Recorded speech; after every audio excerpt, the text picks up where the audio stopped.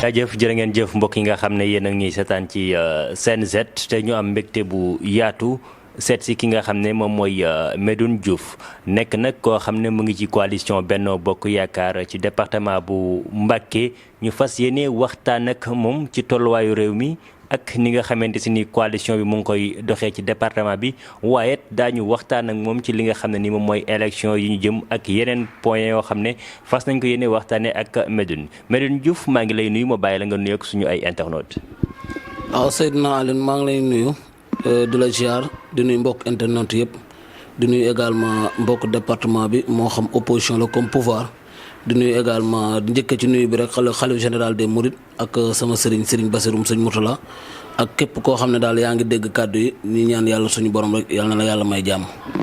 voilà comme ni nga ko waxee ni ñuy commencé mooy yaa ngi ci coalition Benno Bokk Yaakaar tey boo ñu doon wax kañ nga ci dugg ak taxawaay bi nga ci am lan lañ ci mun jàpp. waaw coalition Benno Bokk Yaakaar naa maa ngi ciy xaw a am ay fan ndax yàgg naa ci def naa ci aussi. sama li nga xam ne moom laa mën te fas yéene cee defaat encore lépp loo xam ne moom laa mën pour président de la république ak coalition Benno Bokk Yaakaar am ndam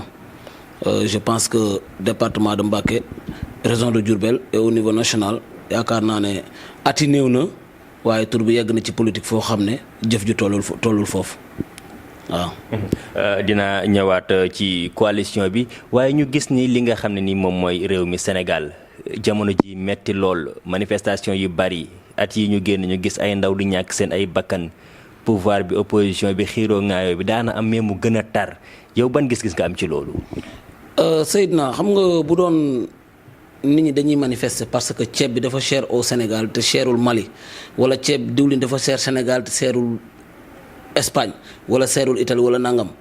man loolu mun naa ko d'accord mais actuellement. situation conjoncturelle bi nekk ci Sénégal moom moo nekk une situation mondiale boo xam ne tey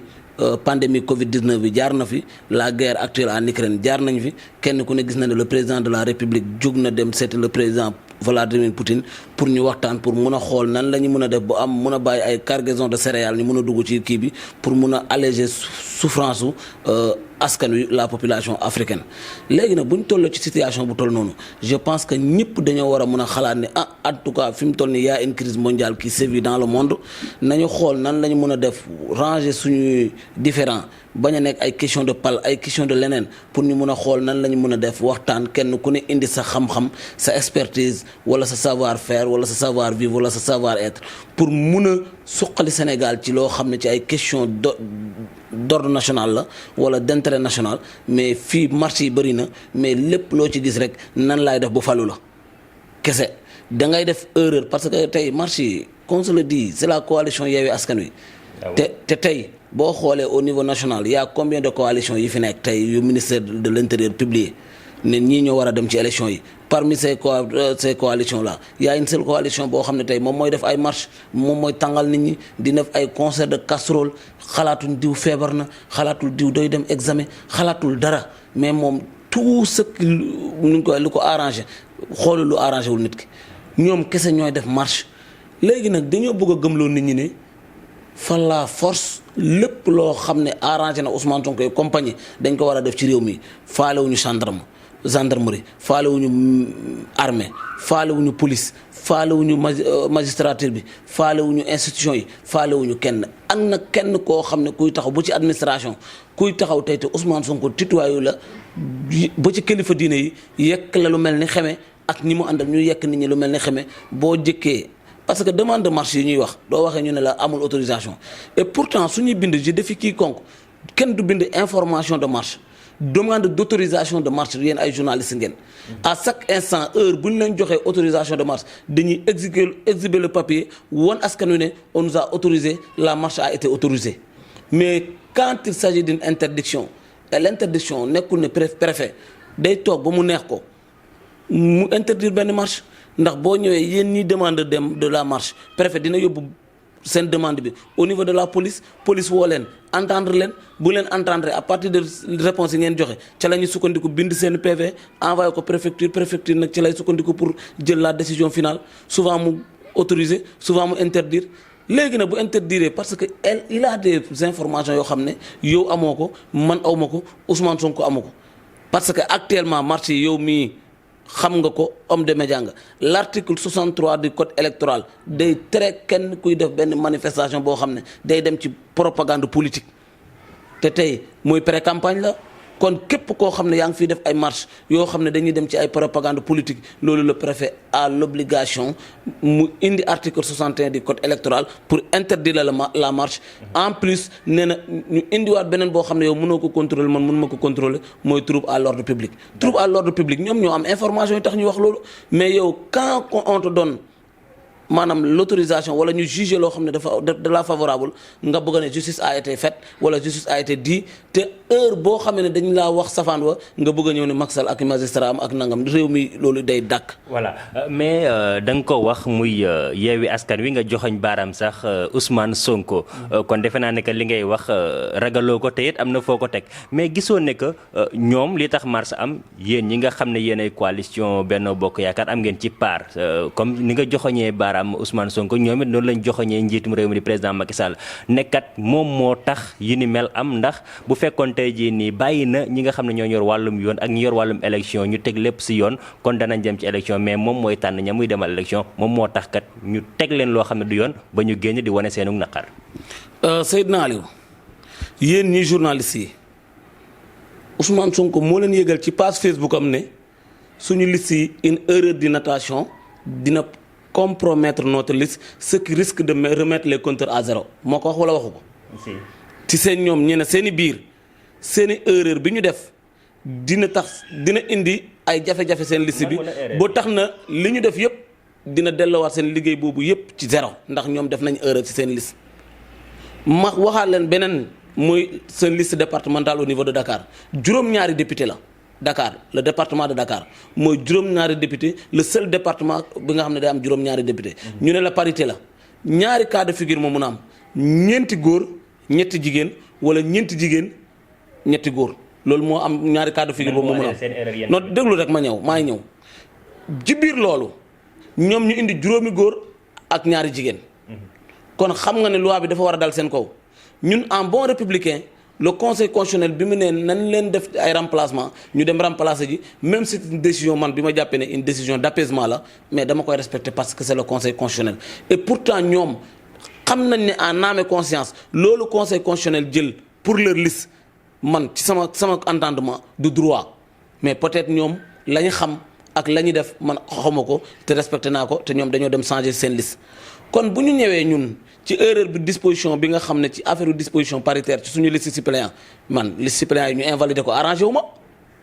ça ne m'arrange pas mais pourtant dañ ko invalider ci liste suppléant yi dama ko nangu ñoom ci seen liste fañ liste ba am problème foofu lañ leen invalider te damay faral di dégg nit ñi di naan ne loolu mosta am ci Sénégal liste titulaire dem liste suppléant am dama leen wax ne carrément ay hommes de médias ngeen dem leen dans la commune de Fandène où Augustin Tine le directeur cabinet politique du président de la République est maire élection locale yi passé le même cas de figure moo fa am mooy Augustin ci suppléant yi dafa am jafe-jafe gars yi invalidé liste ba liste suppléant Augustin liste titulaire yi kese la demee ci élection locale yi passé kon jàpp naa ne jurisprudence Fandène boobu war nañu mën a permettre ñu sukkandiku ci loolu xam ne le conseil constitutionnel a dit que le droit le reste nag gis nga réew mii Ousmane Sonko c'est vrai c'est une personnalité publique boo xam ne ñëpp xam nañ ko waaye seen suppléants yi ñu def ci seen liste ya ñoom dañoo militer ca liste ba nekk ay des hommes de valeur war a mën a siéger à l'Assemblée nationale kon bu ñu leen invalider bu ñu gëmloo askanu ne amuñu liste au niveau national loolu c'est archi faux je défie quiconque que le Yewwi Askan Wi du présenter liste nationale amul seulement à la place des titulaires ce sont les suppléants ñoom ñooy dem ci Yewwi Askan Wi amee 10 députés wala 20 députés dañ leen di compter ci seen suppléants yi 20 ñooñu ci lim correspondre lim boobu ñooy dem teewal leen assemblée nationale. léegi nag ñu doyloo leen wala ñu bañ leen a doyloo loolu ñoom ñoo xam Benno Bokk Yaakaar yebalu leen benn dossier boo xam ne ñoom ñoo investir seen liste donc investir nañ seen liste am nañu ay jafe-jafe am nañu ay problème bi ñëw na endossé leen dal seen kaw comme ñun bi ñu defee erreur ci suñu liste suppléant mu dal suñu kaw. kon jàpp naa ne il n'y a pas péril à la demeure ñoom nee nañ askan wi génn nañ ci président de la république Sénégal génn nañ ci président de la république Macky Sall n'est pas légitime la coalition Benno Bokk Yaakaar n'est plus légitime dans ce pays là et que ñu ne leen donc la coalition Benno Bokk Yaakaar n'est pas légitime dans ce pays Macky Sall sénégalais génn nañ ci moom Macky Sall ne leen kaay la ñu dem jongante ñoom dañoo waroon a sawar ne ko dangay war a rapprocher élection yi avant tabaski bi ñu élection dem tabaski nit ñi feete mais reporter élection yi au nom de quoi c'est parce que Ousmane Sonko bokkul parce que Déthié Fall bokkul léegi ñeneen ñi nga xam ne dañoo bokk war a nekk ay député waruñoo doon député. jàpp nga ne kon ñoom élection yi ñoom duñ bokk. ala kulli aal Ousmane Sonko moo toog jàkkaarloog nit ñi ne leen bàyyi Mimi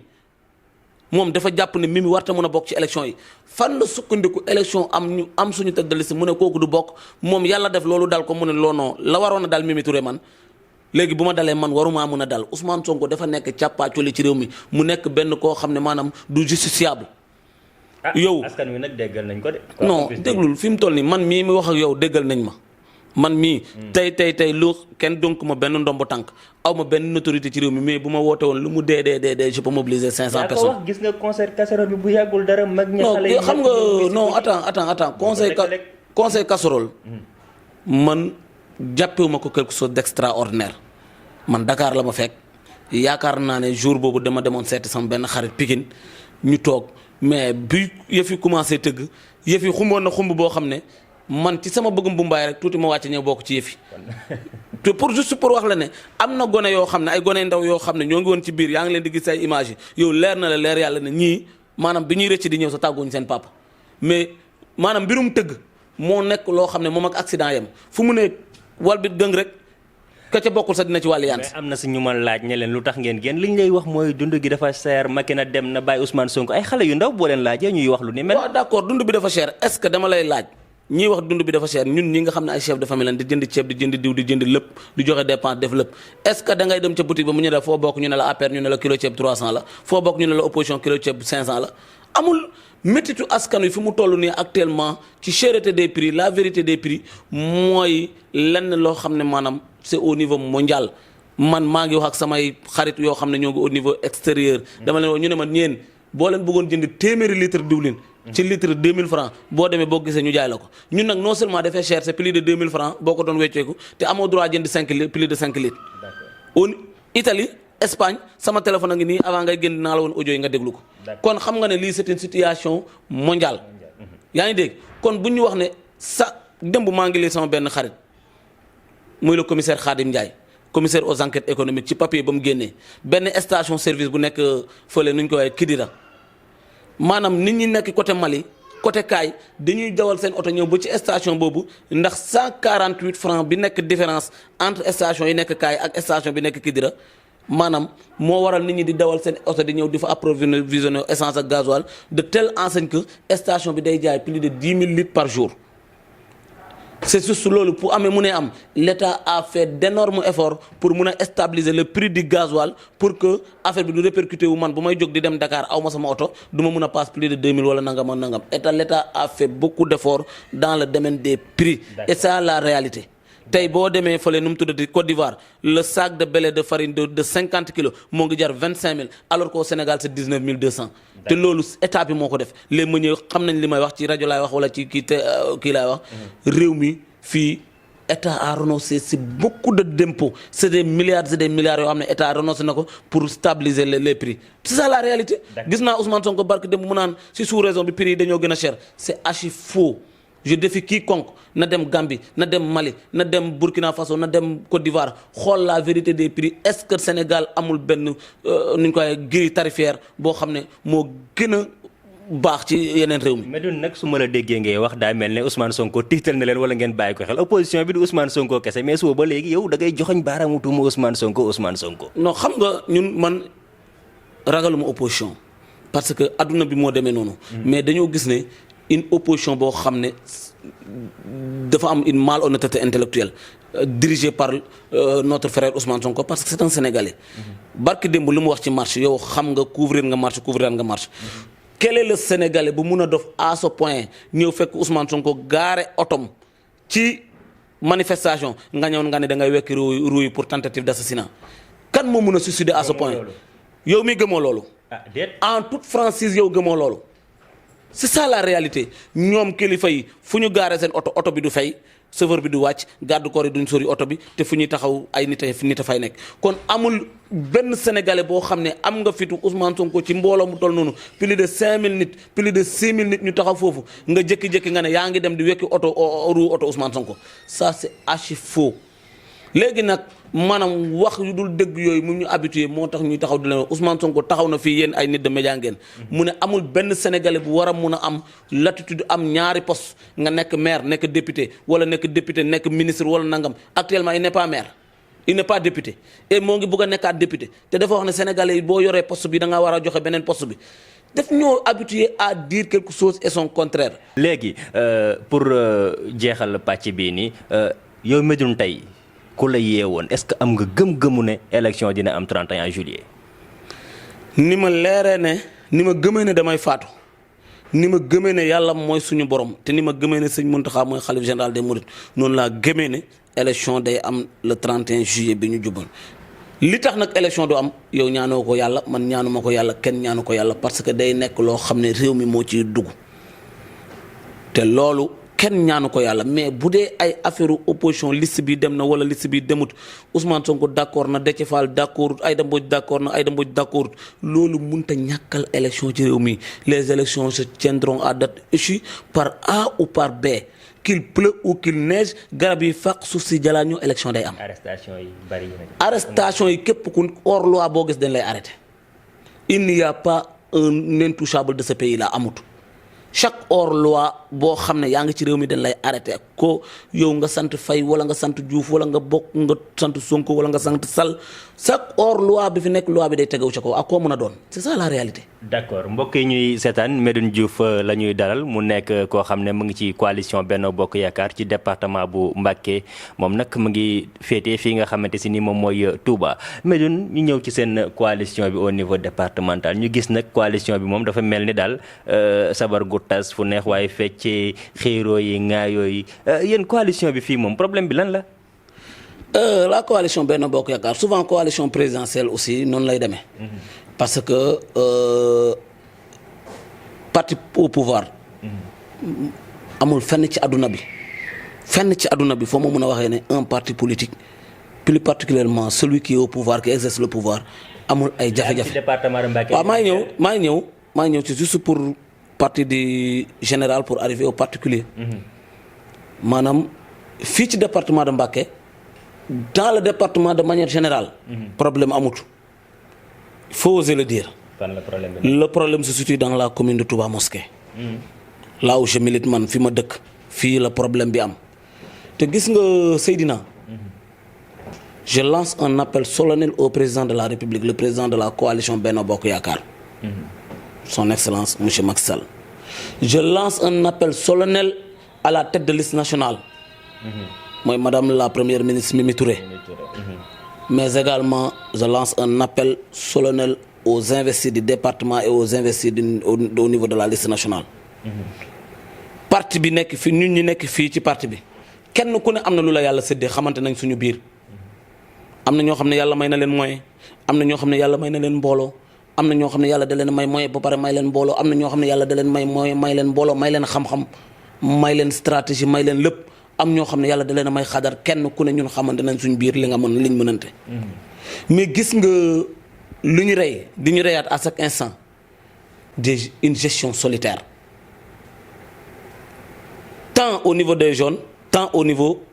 central. zones yi souvent lu ci ëpp da nga gis benn gestion boo xam ne ay gestion yaa ma neex la wala Médoune Diouf mii kat buñ ko bàyyiwul xel dafa ñaaw làmmiñ dinañu yekk mbelengaan ñu jël la nga xam ne maanaam doo xam ne ñëpp a ko bokk ñu yëkkat di ko teg sa loxo tant que loolu moo ngi am ñoo ngi continuer di on file vers une énième revers une énième défaite autant pour moi une énième défaite parce que si tu gagnes toutes les 15 communes du département et tu perds Touba avec un score fleuve tu perds le département loolu mooy la réalité nu ñu koy di département de Mbacké amul benn département au Sénégal là où tu peux gagner 99% des communes tu perds une seule commune et tu perds le département ku ko xam biir Sénégal nga wax ma ko amul benn commune boo xam ne da nga am électorat bi Touba am amoo directeur général amoo ministre amoo PCA ku ko xam ci biir Sénégal histoire politique dans le monde nga wax ma ko plus de 300 000 électeurs ni directeur ni PCA ni ministre portefeuille ngeen bëgg ñu dem à l'assaut des électeurs mun leen a gagner loolu bu ñu ko bëggee gagner le président de la République qui doit jouer le jeu. Comment jouer le jeu xam na ko parce que c'est pas moi de lui dire que nii nga jouer le jeu mais il faut qu'il crée une ou deux personnalités yoo xam ne dañuy gën a di loo taxaw fee di gérer les frustrations parce que ay frustrations mënut a ñàkk ci parti bi. mais nag y a un mais. képp koo xam ne da ngay def heure boo amee ngoro gu bees nga tas ba nga nekkoon doo bari jabar boo amee ndaa toj ndaa doo bari ay ndaa la ma fa bëgg a wax rek mooy ñi ñëw yu bees ñoo ngi leen di tàll loxo di ñaan yàlla. peut-être ñu indaale le vent de la victoire mais ñi fi nekkoon démb ak barke démb nekk ay jeunes sonal parti bi defal parti bu lu ne perdre ci seen crédibilité amuñu tuñu vie de famille amatuñu lenn pour le parti ils ont tout sacrifié leur vie pour le parti ñooñu aussi il faudra que ñu gestu leen bàyyi leen xel c'est ça moo nekkoon sama cri de cœur ci côté Benno Bokk Yaakaar boobu léegi nag s'agissant des investitures yi nga doon wax. waaw dafa mel na ñu investir daal rawatina ki nekk ci bopp bi di sëñ Galas Kaltoum yow da nga ci d'accordut wala doxalinam moo la neexul. non Galas Kaltoum Serigne la mën a doon ci man parce que c'est Serigne Fallou la te man Serigne Touba laa yaakaar fii ak fu ñu jëm. fu ma mënoon a faatu ci biir àdduna bu ma labul ba kenn gisuma lakkuma ba defub dóom accidenté wu ma ba kenn mënuma def lenn ñu kii ma fu ma mën a faatoo ci àdduna Touba lañ may indi. loolu lu tax muy doon du sama baay moo ko liggéey du sama waajur du kenn sëñ Tuubaa ko liggéey ma yaakaar ko kon Galas Kaltoum sëriñ la mën a doon ci man. mais s'agissant de la politique ni muy doxalee man d'accorduma ci lu fi yàq bokk na ci artisans yi ko yàq. Ah bon? parce que je m'explique. Galas en 2012 dañ ko investir. yàlla daf mu jàll. te ñëpp dañoo jàpp ne moom moo gagné mais la situation de Sadio moo décanté woon le département. on avait perdu nañ Touba ba ñëpp xam ne on a perdu mais on attendait les résultats de Sadio xam nga dans le département hormis Touba Sadio mooy ñëw en pole position. Sadio ñëw yëf ya gën faa gasu avec kii nuñ koy l'ancien maire Lamine Top. histoire parti bi laa lay waxal nii. ñu ñëw ñu gagné élection yi Galas Kaltoum dem siéger à l'Assemblée nationale. de 2012 ba 2017 je défie quiconque dans le département bu ma mën a génneel benn réunion boo xam ne Galas Kaltoum def na ko avec le parti Benno Bokk APR. daa xool rek fàtte. non dama ne je défie quiconque waxuma la meeting wala nangam de. réunion dans une salle boo xam ne Galas Kaltoum daa toog ak responsable yu jeunesse yi wala responsable famille wala yeneen ñuy waxtaane li jëmal parti bi ci kanam wala Galas muy sol dàllam dem ci ndajam parti bi de 2017 ba 2012 ba 2017. ñu ñëw loolu président avec ses renseignements généraux moo xam ne Galas n'a pas travaillé mu génne ko ci liste bi Galas dafa génn dem jàkkaarloog ñun duñu xeex avec le parti Rewmi xeex ñu fii sans état d'âme ni rien fam ñu bàyyee moo gën a garaaw Porokhane la defee déclaration délaissé ñu ci des moments très difficiles ñuy muñ loolu ñu jékki-jékki ba ci élection yi président ñëw parachuté ko dañuy respecter la décision du président parce que c'est le président de la coalition mais du ñu neex bu ci boolee nag ñëw bëgg ñoo won ne ñu man buur laa bumi laa nu ma neex laay doxalee ñii ak ñii dugg na fii ñëw di indiwaat beneen équipe ñoo xam ne dañu doon waxuma ñi kii débauché de parce que tamit il wax day leer. waxuma ñi Antoine débauché dafa indi ay nitu boppam yoo xam ne dañu ñëw bëgg ñoo gëmloo ne képp koo xam ne da ngay ñëw bokk ci yëfi tête de liste bi ci ñun ngay jaar dañ lay won ne na Galas ne na ma ne leen dit à Galas Kaltoum bu amee ajjana na ko téye te gis nga yëf yi bu nga continuer nii je lance un appel au président de la République ñun ay jeunes lañ xam nañu nit ñi yàgg nañoo dem ci nit ñi yàgg nañoo def nii te gis nga yëf yi bu naree yàqu ñu ñëw dàq mu ci seconde fa nga toog ngay toog ci sa téléphone ci sa ay stratégie yàq yëf yi bu bari dem toog suñ tooli gànjaay dem naweti ak naan ndox la ñu yemale. Galas Kaltoum il a intérêt de changer il a intérêt à changer autant pour man tey boo xoolee. Cheikh Bara Gueye dans le monde rural kan moo ko ca mën personne. bokk na si ñi investir. Cheikh Bara Gueye dans le monde rural kenn mënu ko ci personne boo xoolee Mohamed Cissé il est en train de jouer le jeu. di jéem ni tant soit peu li mën. Daba Diouf amati moyen jigéen la mais ñaari fan ñett yu ne yaa ngi koy gis moo ngi wàcc ci nit ñi di dem am nañ mais Galas mi nga xam ne moo war a def yëf yi moo war a def kii nii Galas moo doxul un iota. c'est ça la réalité faalewul ku yàlla bind. boo bëggee woon nit ñi ne sëtu Serigne Touba la da ngay toog ci xasida yi ak alxuraan bi nga toog foofu ñoo xam ne sëtu Serigne Touba la ñu fekk la fa di summi suñuy dal di summi suñuy mbaxana di jur di la tuddee di raam di la nuyu di liggéey di la tudda di la jox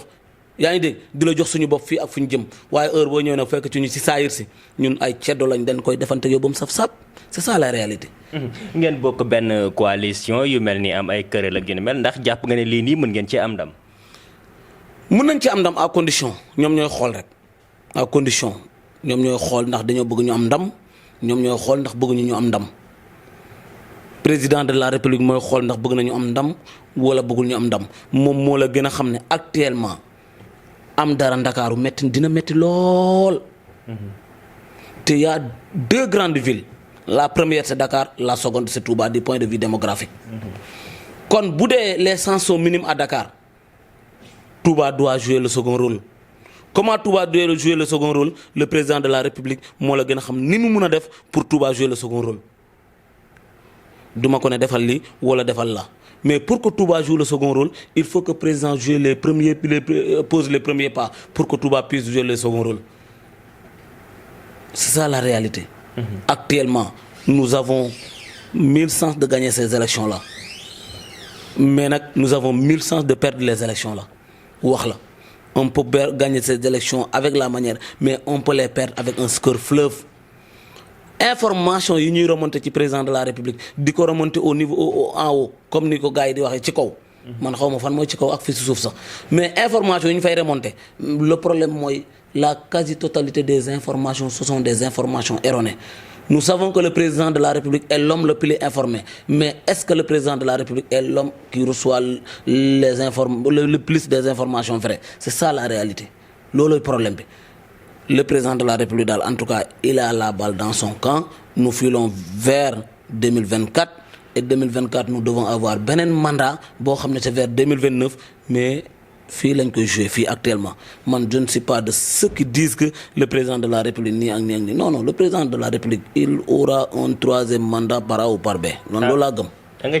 moom laa bëggoon a jeexale ak yow parce que gis nañ ay réalisation ak projet yoo xam ne mu ngi koy lancé jëmale 2026 kon da nga gëm 3e mandat président daf ko war a def. ban 3e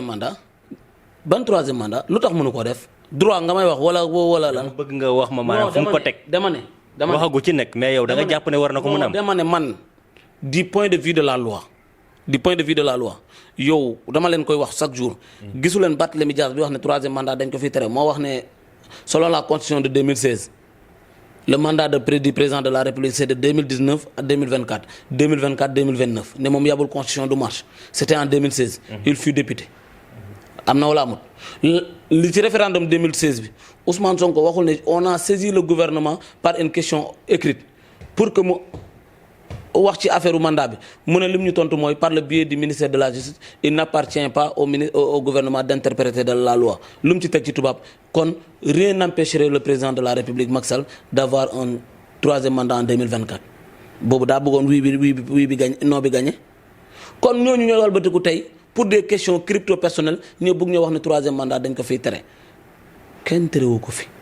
niñ koy tere ñun noonu lañ ko d'accord te ñoom duñu ay Maliens ñun duñu ay Burkinabé nous tous nous sommes des Sénégalais amul kenn ku Sénégalais yi bindal benn certificat wala benn ordre de mission ne demal waxal au nom du Sénégalais waxal lu la arrangé ñu wax lu ñu arrangé le moment venu dinañ daje ci terrain bi ay jeunes lañ ñun ay jeunes lañ ay Sénégalais lañ ñun ay Sénégalais lañ ñoom duñuy Maliens ñun duñu ay Burkinabé terrain bi wàcce wu fi kenn li ñu bëgg moom lañ bëgg askan wi moo ñu départagé en 2024 le président Macky Sall sera candidat.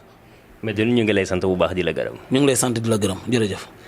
merci beaucoup mbokk yi nga xam ne yéen nañu doon seetaan ci Sen Z Medoune Diouf la ñu doon dalal mu nekk ci coalition Benno Bokk Yaakaar ci département bu Mbacké ci kaddu gi Seydina Aline la woon ci cadrage bi Thier l'original sant ñëpp gërëm leen di leen jox dig daje beneen yoon jaa ngeen jëf.